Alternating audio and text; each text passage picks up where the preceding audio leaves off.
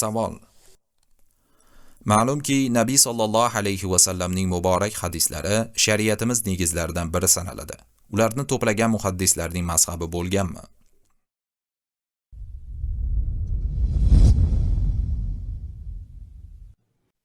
أهل الحديث فقط الذين كانوا علماء حديث والعلماء الكبار الذين وطدوا أركان السنة النبوية.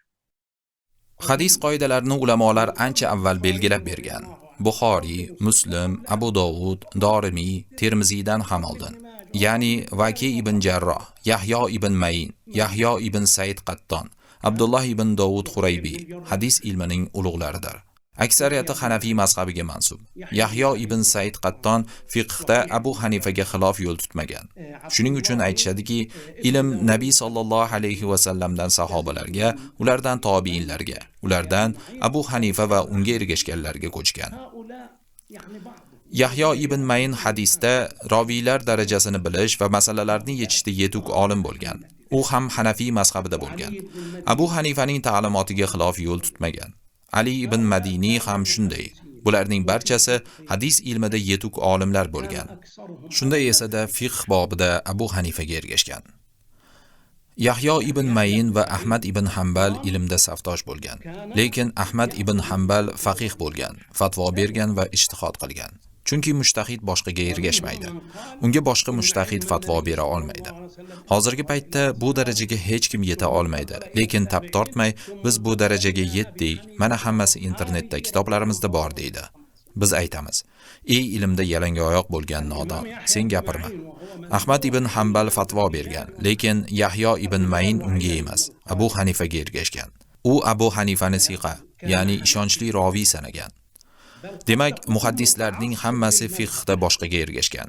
Imom Buxoriyga kelsak, u ahli hadis namoyandasi, hadis sohibi, muhaddislar imomi. Lekin mazhabi nima? Imom Buxoriy fiqh va hadis ilmlarining yetuk namoyandalari yetishib chiqqan mana shu yurtning farzandidir. Alloh undan rozi bo'lsin. Imom Buxoriyning ulug'ligiga barcha shahodat beradi. Xizmatlarining o'ndan birini ham biror kishi inkor eta olmaydi. Bu hadis ilmi borasida fiqhda ham uning ijtihodi bo'lgan, lekin o'zi biror aniq mazhabga mansub bo'lmagan.